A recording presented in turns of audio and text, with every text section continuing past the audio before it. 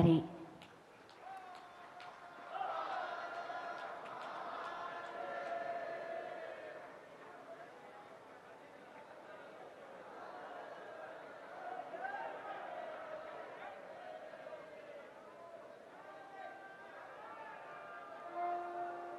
शिलापट का अनावरण और श्री काशी विश्वनाथ धाम राष्ट्र को समर्पित।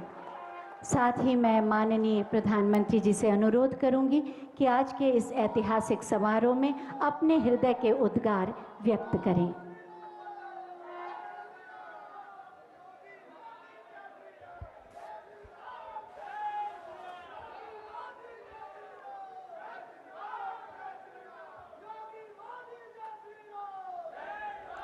हर हर महादेव, हर हर महादेव। नमः पार्वती पते। माता अन्नपूर्णा की, गंगा मैया की। इस ऐतिहासिक आयोजन में उपस्थित उत्तर प्रदेश की राज्यपाल श्रीमती आनंदीबेन पटेल, उत्तर प्रदेश के मुख्यमंत्री कर्मयोगी श्री योगी आदित्यनाथ जी, भारतीय जनता पार्टी के राष्ट्रीय अध्यक्ष, हम सबके मार्गदर्शक श्रीमान जेपी नड्डा जी, उप मुख्यमंत्री भाई केशव प्रसाद मौर्य जी, दिनेश शर्मा जी, केंद्र में मंत्रिपरिषद के मेरे साथी महेंद्र नाथ पांडे जी, उत्तर प्रदेश भारतीय जनता पार्टी के अध्यक्ष स्वतंत्र देव सिंह जी, यहां के मंत्री श्रीमान नीलकंठ तिवारी जी, देश के हर कोने से आए हुए पूज्य संतगण और मेरे प्यारे काशीवासी,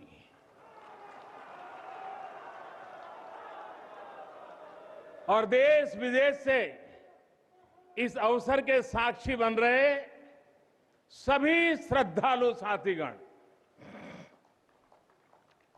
काशी के सभी बंधुओं के साथ बाबा विश्वनाथ के चरणों में हम शीश नवावत है। माता अन्नपूर्णा के चरणन का बार बार वंदन करत है। अभी मैं बाबा के साथ साथ नगर कोतवाल काल भैरव जी के दर्शन करके ही आ रहा हूं। देशवासियों के लिए उनका आशीर्वाद लेकर आ रहा हूं। काशी में कुछ भी खास हो, कुछ भी नया हो, तो सबसे पहले उनसे पूछना आवश्यक है। मैं काशी के कोतवाल के चरणों में भी प्रणाम करता हूं। गंगा तरंग रमणीय जटा कलापम, गौरी निरंतर विभूषित वाम भागम, नारायण प्रिय मनंग मदापहारम, वाराणसी पुरपतिम भज विश्वनाथम।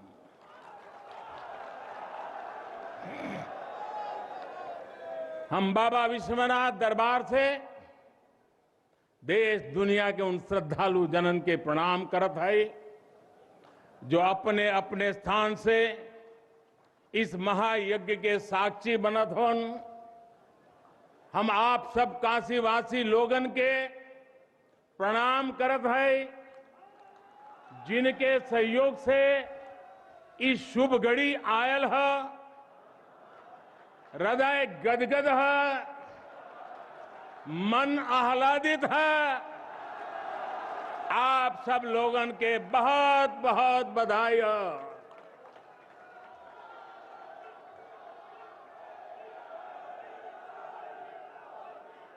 साथियों, हमारे पुराणों में कहा गया है कि जैसे ही कोई काशी में प्रवेश करता है, सारे बंधनों से मुक्त हो जाता है। भगवान विश्वेश्वर का आशीर्वाद, एक अलौकिक ऊर्जा यहां आते ही हमारे अंतर आत्मा को जागृत कर देती है। और आज तो इस चीर चैतन्य काशी की चेतना में एक अलग ही स्पंदन है। आज आदि काशी की अलौकिकता में एक अलग ही आभा है। आज शाश्वत बनारस के संकल्पों में एक अलग ही सामर्थ्य दिख रहा है। हमने शास्त्रों में सुना है, जब भी कोई पुण्य अवसर होता है तो सारे तीर्थ, सारी देवीय शक्तियां बनारस में बाबा के पास उपस्थित हो जाती है। कुछ वैसा ही अनुभव आज मुझे बाबा के दरबार में आकर हो रहा है। ऐसा लग रहा है कि हमारा पूरा चेतन ब्रह्मांड इससे जुड़ा हुआ है। वैसे तो अपनी माया का विस्तार बाबा ही जाने, लेकिन जहां तक हमारी मानवीय दृष्टि जाती है, विश्वनाथ धाम के इस पवित्र आयोजन के इस समय पूरा विश्व जुड़ा हुआ है। साथियों, आज भगवान शिव का प्रिय दिन सोमवार है। आज विक्रम संवत 2078 मार्गशीर्ष शुक्ल पक्ष दशमी तिथि एक नया इतिहास रच रही है।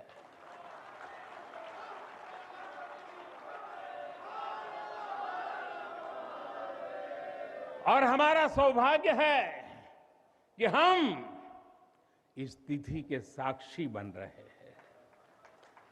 आज विश्वनाथ धाम अकल्पनीय अनंत ऊर्जा से भरा हुआ है। उसका वैभव विस्तार ले रहा है। इसकी विशेषता आसमान छू रही है। यहां आसपास जो अनेक प्राचीन मंदिर लुप्त हो गए थे, उन्हें भी पुनः स्थापित किया जा चुका है। बाबा अपने भक्तों की सदियों की सेवा से प्रसन्न हुए हैं, इसलिए उन्होंने आज के दिन का हमें आशीर्वाद दिया है। विश्वनाथ धाम का ये पूरा नया परिसर एक भव्य भवन भर नहीं है, ये प्रतीक है हमारे भारत की सनातन संस्कृति का। ये प्रतीक है हमारी आध्यात्मिक आत्मा का। ये प्रतीक है भारत की प्राचीनता का, परंपराओं का, भारत की ऊर्जा का, गतिशीलता का। आप यहां जब आएंगे तो केवल आस्था के ही दर्शन होंगे ऐसा नहीं है। आपको यहां अपने अतीत के गौरव का एहसास भी होगा। कैसे प्राचीनता और नवीनता एक साथ सजीव हो रही है, कैसे पुरातन की प्रेरणाएं भविष्य को दिशा दे रही हैं, इसके साक्षात दर्शन विश्वनाथ धाम परिसर में हम कर रहे हैं। साथियों, जो मां गंगा उत्तर वाहिनी होकर बाबा के पांव पखारने काशी आती है, वो मां गंगा भी आज बहुत प्रसन्न होगी। अब जब हम भगवान विश्वनाथ के चरणों में प्रणाम करेंगे, ध्यान लगाएंगे, तो मां गंगा को स्पर्श करती हुई हवा हमें स्नेह देगी, हमें आशीर्वाद देगी।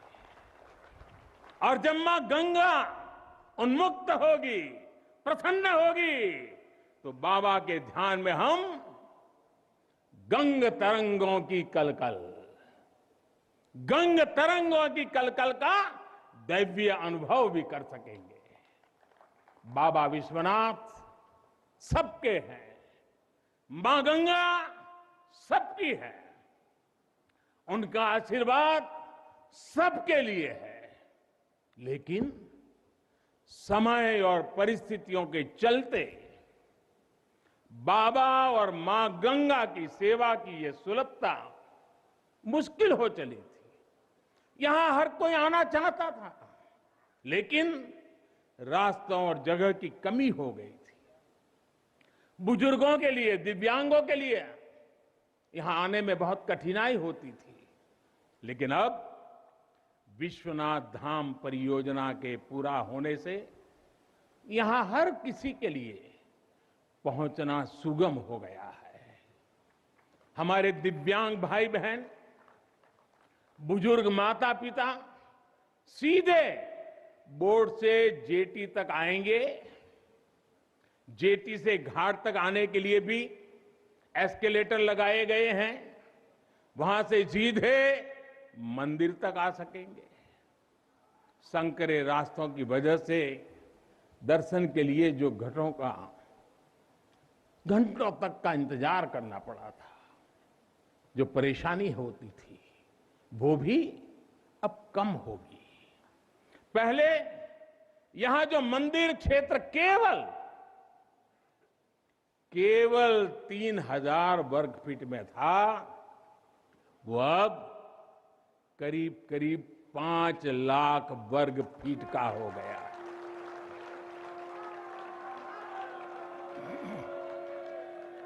अब मंदिर और मंदिर परिसर में 50, 60, 70 हजार श्रद्धालु आ सकते हैं। यानी पहले मां गंगा का दर्शन स्नान और वहां से सीधे विश्वनाथ धाम, यही तो है। हर हर महादेव। साथियों, जब मैं बनारस आया था तो एक विश्वास लेकर आया था। विश्वास अपने से ज्यादा बनारस के लोगों पर था, आप पर था।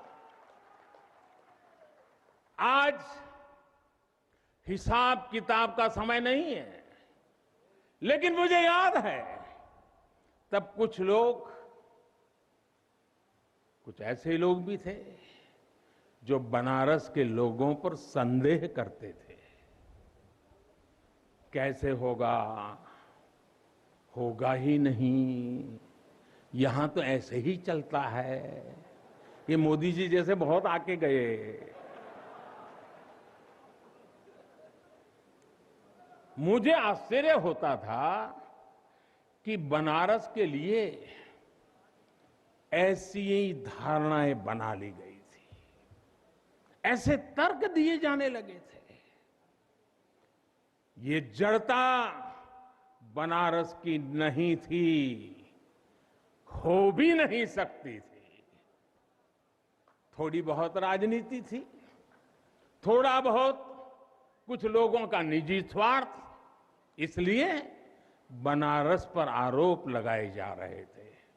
लेकिन काशी तो काशी है, काशी तो अविनाशी है। काशी में एक ही सरकार है।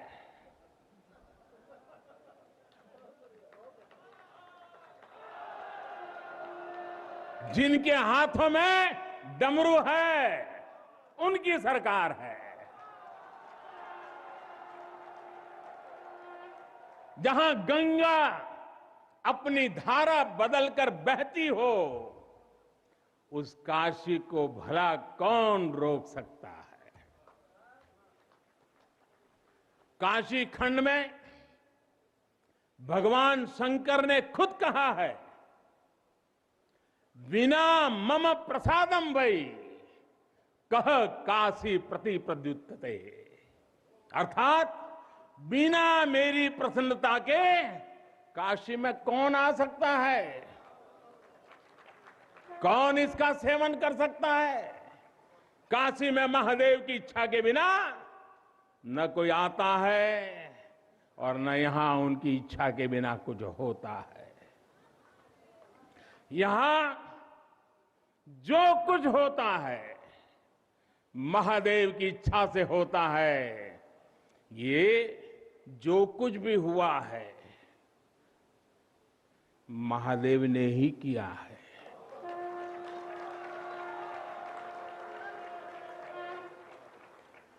ई विश्वनाथ धाम तो बाबा आपन आशीर्वाद से बनेले हुअन। उनकर इच्छा के बिना का कोई पत्ता हिल सकेला। कोई कितना बड़ा हवे तो अपने घरे का होइए, ऊ बोलिए तबे कोई आ सकेला, कुछ कर सकेला। साथियों, बाबा के साथ अगर किसी और का योगदान है तो वो बाबा के गणों का है। बाबा के गण यानी हमारे सारे काशीवासी, सारे काशीवासी जो खुद महादेव के ही रूप है। जब भी बाबा को अपनी शक्ति अनुभव करानी होती है, वो काशी वासियों का माध्यम ही बना देते हैं।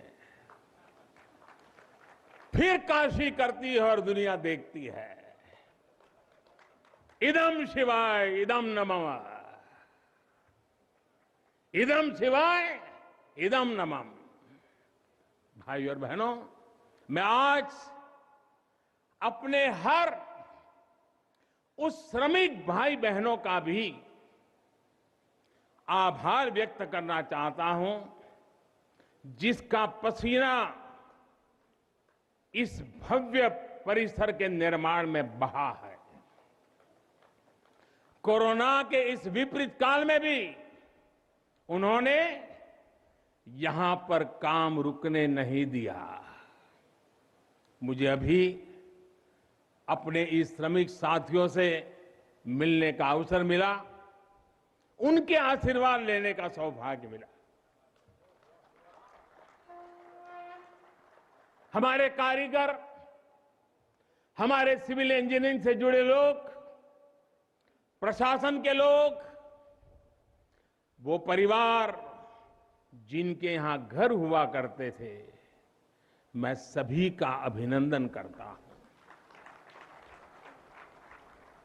और इन सबके साथ मैं यूपी सरकार, हमारे कर्मयोगी मुख्यमंत्री योगी आदित्यनाथ जी का भी और उनकी पूरी टीम का भी अभिनंदन करता हूं, जिन्होंने काशी विश्वनाथ धाम परियोजना को पूरा करने के लिए दिन रात एक कर दिया।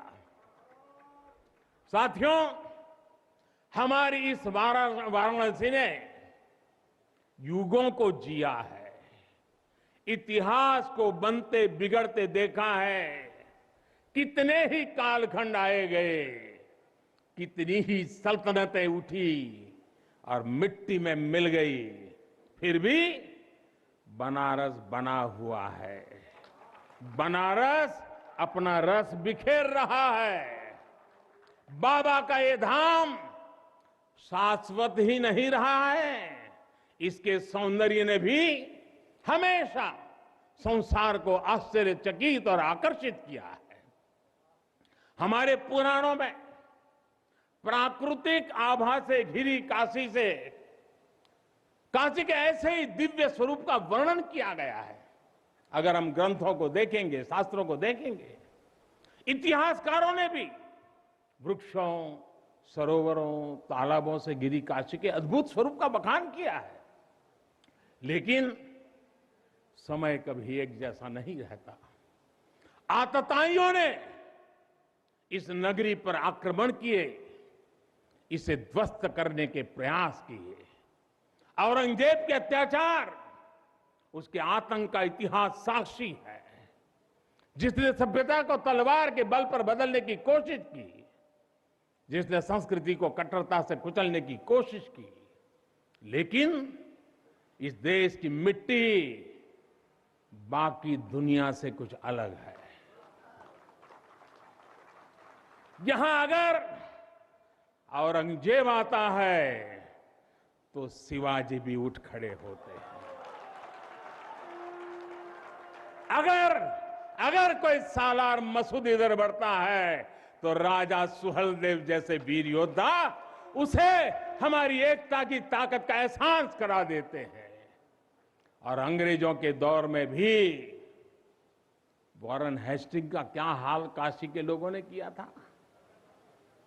ये तो काशी के लोग समय समय पर बोलते रहते हैं और काशी की जुबान पे निकलता है, घोड़े पर हौदा और हाथी पर जिन जान लेकर भागल वॉरेन हेस्टिंग।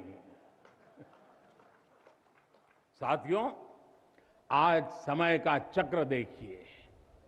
आतंक के वो पर्याय इतिहास के काले पन्नों तक सिमट कर रह गए हैं और मेरी काशी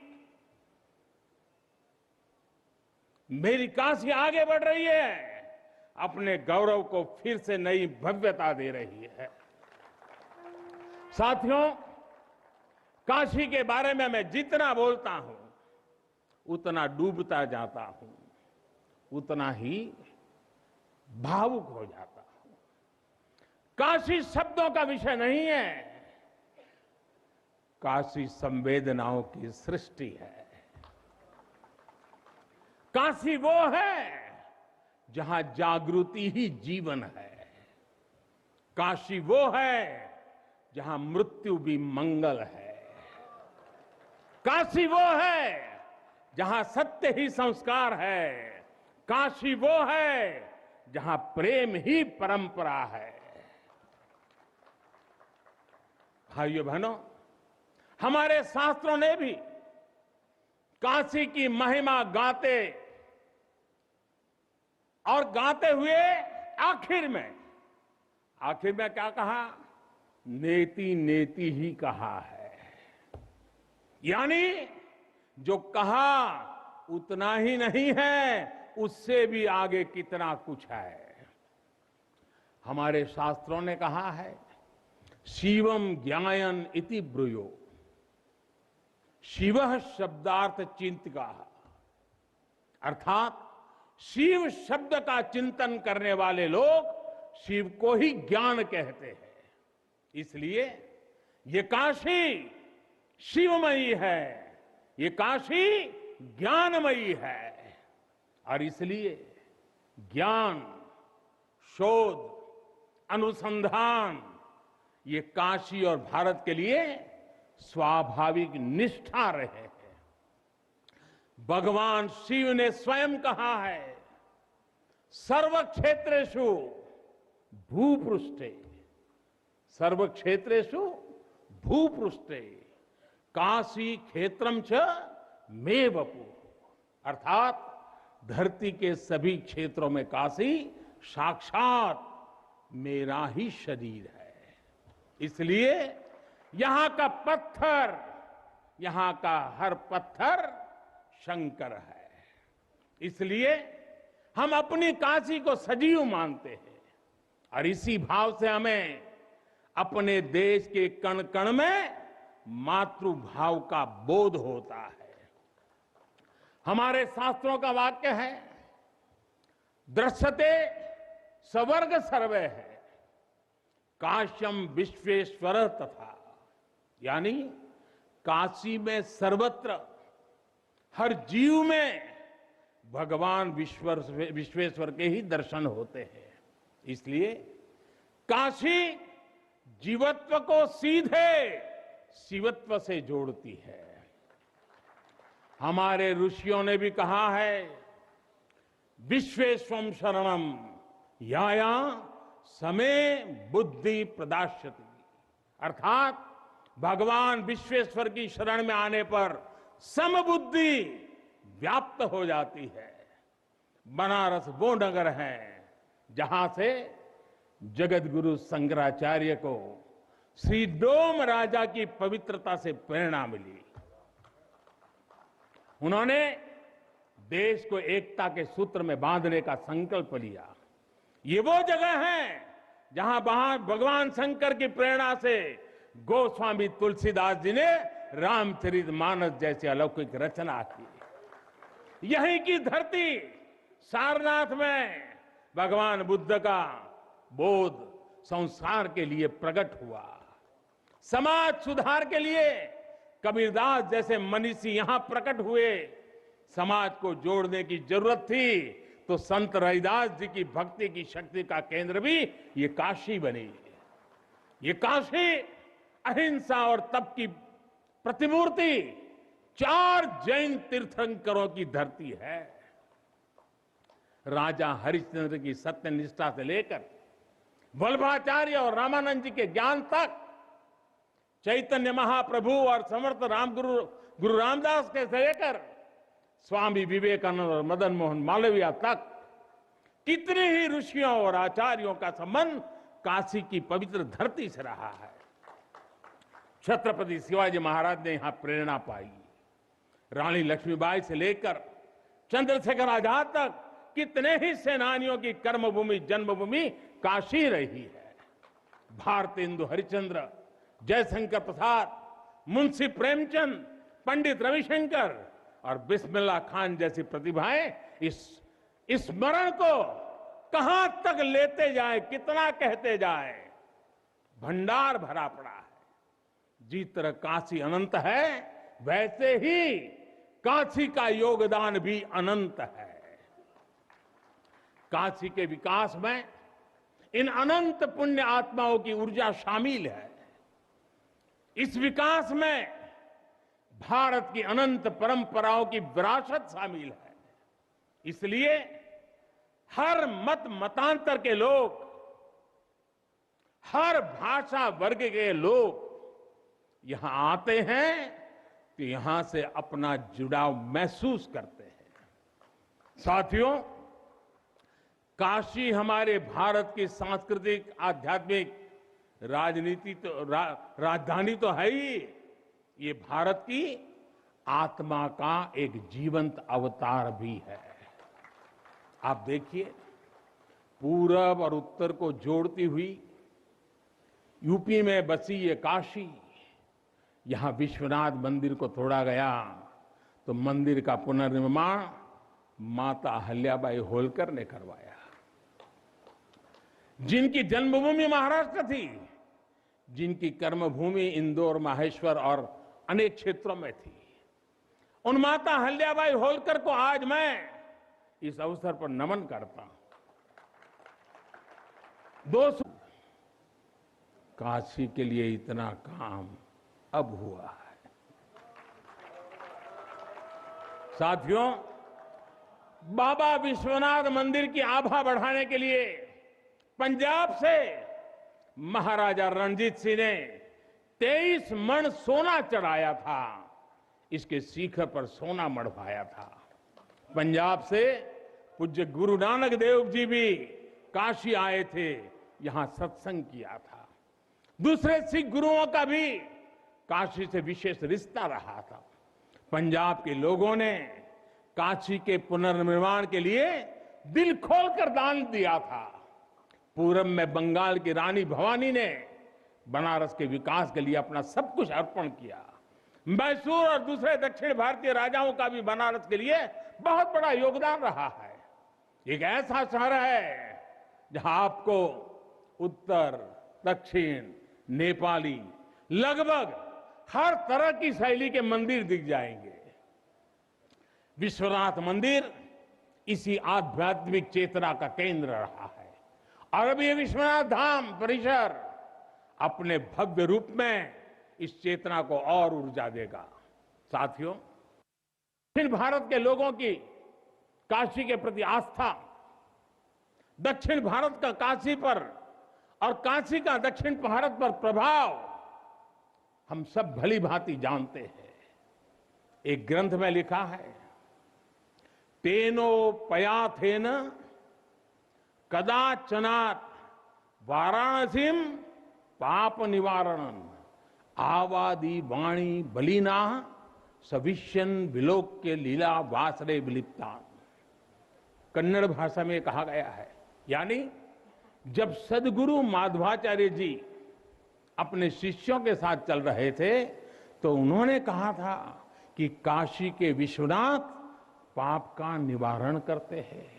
उन्होंने अपने शिष्यों को काशी के वैभव और उसकी महिमा के बारे में भी समझाया। साथियों, सदियों पहले की ये भावना निरंतर चली आ रही है। मां कवि सुब्रमण्यम भारती काशी प्रवास ने जिनके जीवन की दिशा बदल दी, उन्होंने एक जगह लिखा है, तमिल में लिखा है, काशी नगर पुलवर पेसुम उरई दान कांजी इल के पदर कोर खरूबी सेवोम। यानी काशी नगरी के संत कवि का भाषण कांचीपुर में सुनने का साधन बनाएंगे। काशी से निकला हर संदेश ही इतना व्यापक है कि देश की दिशा बदल देता है।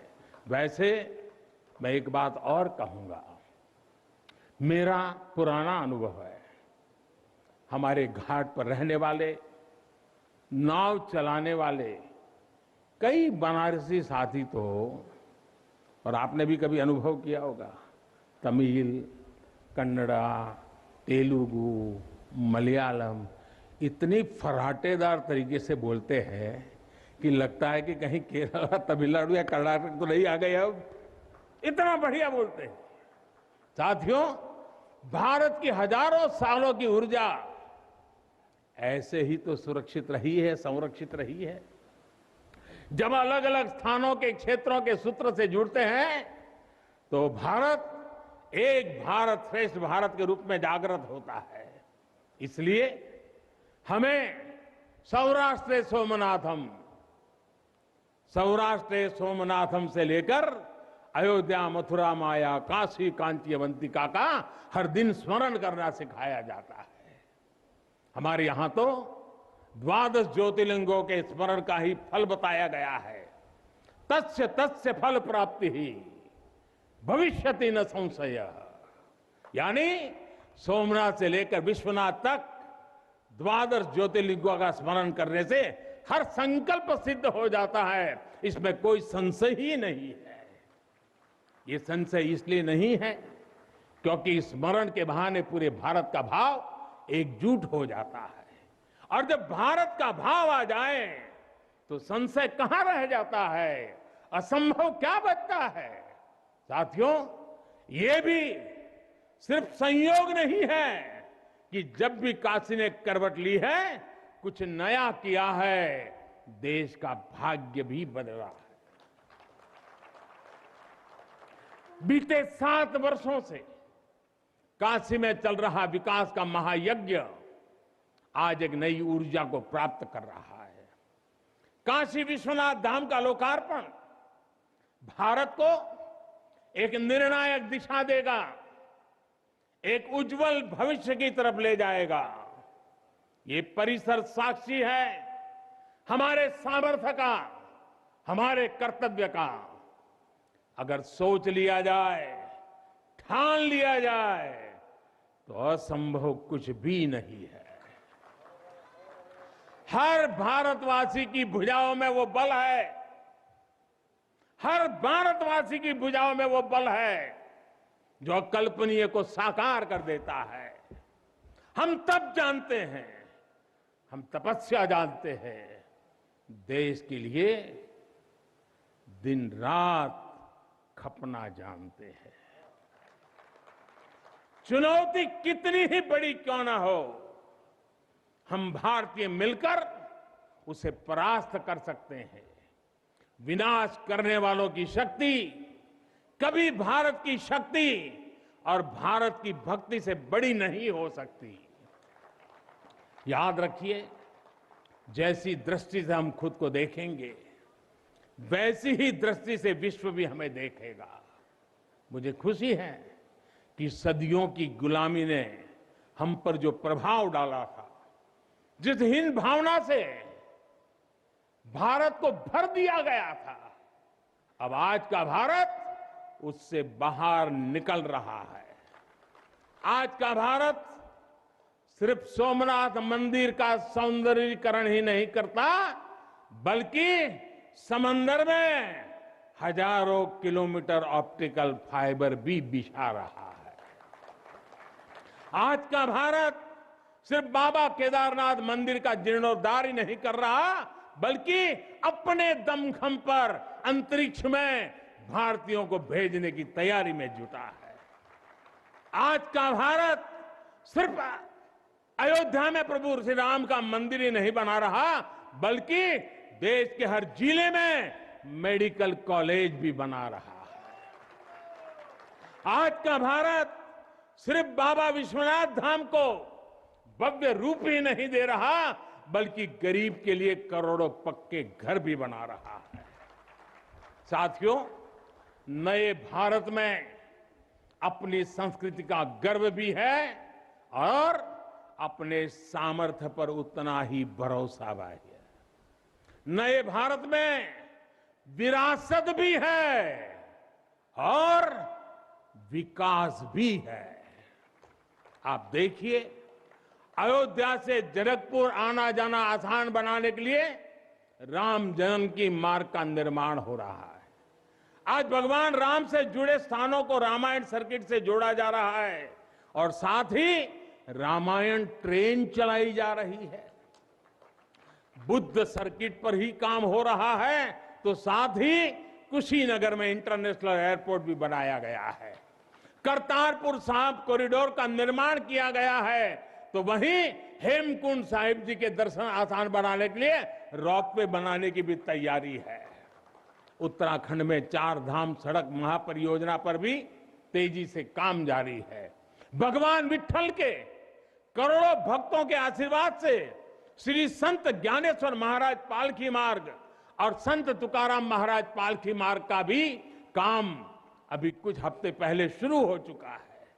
साथियों, केरला में गुरुवायूर मंदिर हो या तमिलनाडु में कांचीपुरम वेलंकानी, तेलंगाना का जोगलांबा देवी मंदिर हो या फिर बंगाल का बेलूर मठ, गुजरात में द्वारका जी हो या फिर अरुणाचल प्रदेश का परशुराम कुंड, देश के अलग अलग राज्यों में हमारी आस्था और संस्कृति से जुड़े ऐसे अनेकों पवित्र स्थानों पर पूरे भक्ति भाव से काम किया गया है, काम चल रहा है। भाइयों और बहनों, आज का भारत अपनी खोई हुई विरासत को फिर से संजो रहा है। यहां काशी में तो माता अन्नपूर्णा खुद विराजती है। मुझे खुशी है कि काशी से चुराई गई मां अन्नपूर्णा की प्रतिमा 1 शताब्दी के इंतजार के बाद, 100 साल के बाद अब फिर से काशी में स्थापित की जा चुकी है। माता अन्नपूर्णा की कृपा से कोरोना के कठिन समय में देश ने अपने अन्न भंडार खोल दिए। कोई गरीब भूखा न सोए, इसका ध्यान रखा, मुफ्त राशन का इंतजाम किया। साथियों, जब भी हम भगवान के दर्शन करते हैं, मंदिर आते हैं, कई बार ईश्वर से कुछ मांगते हैं, कुछ संकल्प लेकर भी जाते हैं। मेरे लिए तो जनता जनार्दन ईश्वर का रूप है। मेरे लिए हर भारतवासी ईश्वर का ही अंश है। जैसे सब लोग भगवान के पास जाकर के मांगते हैं, जब मैं आपको भगवान मानता हूं, जनता जनार्दन को ईश्वर का रूप मानता हूं, तो मैं आज आपसे कुछ मांगना चाहता हूं। मैं आपसे कुछ मांगता हूं। मैं आपसे अपने लिए नहीं, हमारे देश के लिए 3 संकल्प चाहता हूं। भूल मत जाना, 3 संकल्प चाहता हूं और बाबा की पवित्र धरती से मांग रहा हूं। पहला, स्वच्छता। दूसरा, सृजन। और तीसरा, आत्मनिर्भर भारत के लिए निरंतर प्रयास।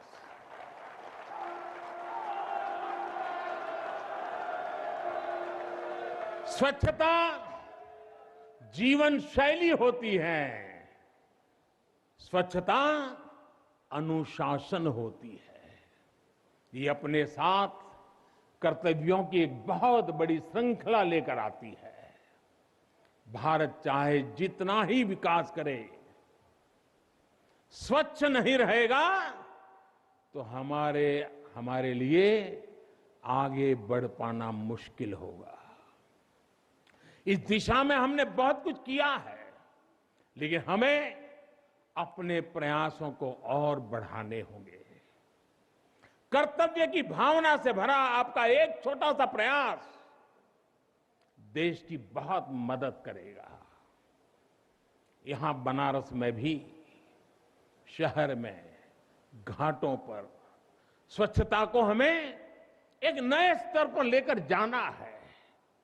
गंगा जी की स्वच्छता के लिए उत्तराखंड से लेकर बंगाल तक कितने ही प्रयास चल रहे हैं।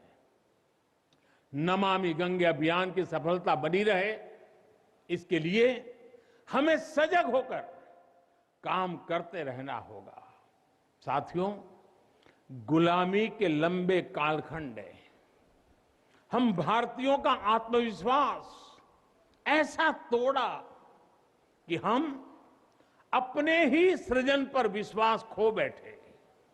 आज हजारों वर्ष पुरानी इस काशी से मैं हर देशवासी का आह्वान करता हूं,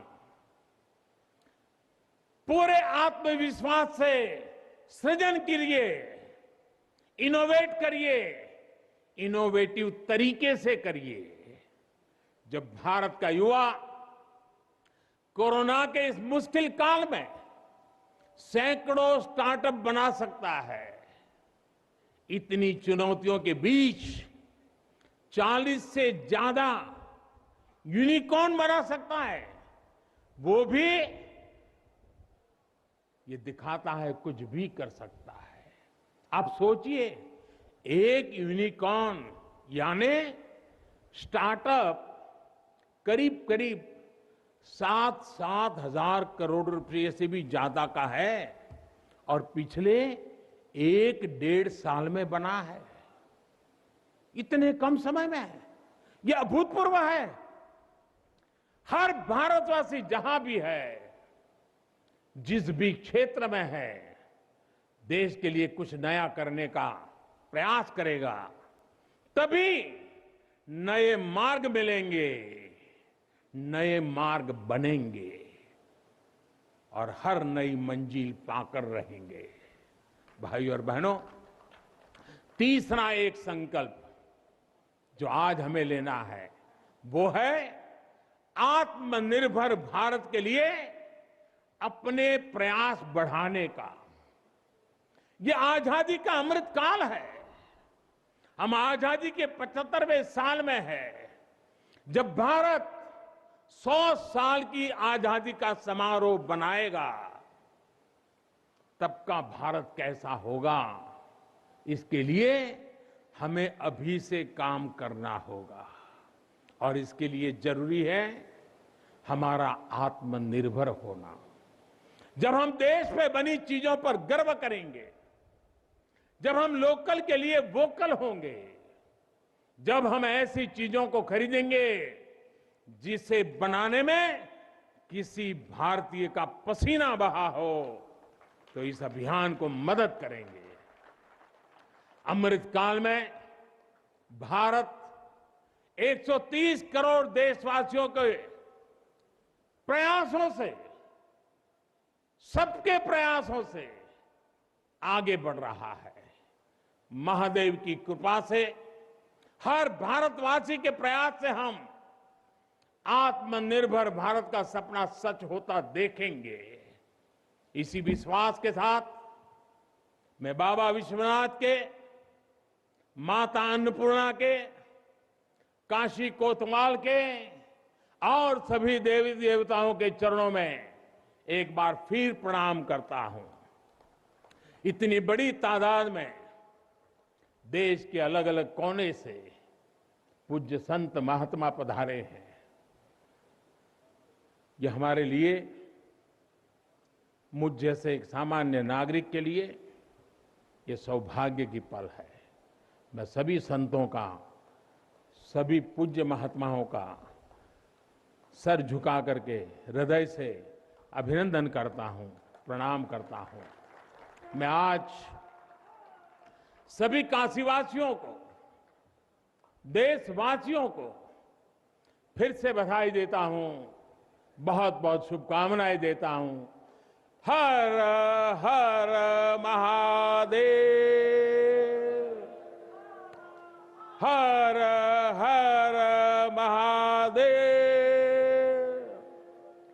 हर हर महादेव।